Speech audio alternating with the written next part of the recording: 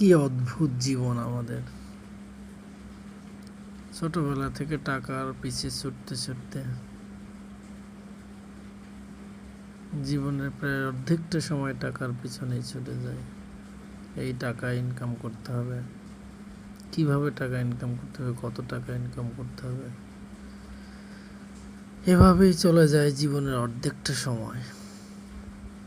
আরো কত অদ্ভুত, টাকা ইনকামের পর এই অর্ধেক সময়ের পর আবার এই টাকা দিয়েই শরীরের প্রত্যেকটি শরীরকে ঠিক রাখি। ওষুধ খাইতে হবে, ডাক্তার দেখাইতে হবে, কি খাইলে শরীর ভালো থাকবে। কি অদ্ভুত মানুষের জীবন।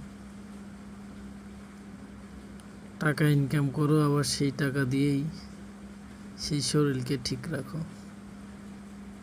কত অদ্ভুত। তারপরেও আমরা এই টাকার পিছনেই ছুটি। টাকা কিভাবে ইনকাম করতে হবে সেটা নিয়েই জীবনের বাকিটা সময় পার করতে হয়। কতই না অদ্ভুত, সংগ্রামের পর সংগ্রাম।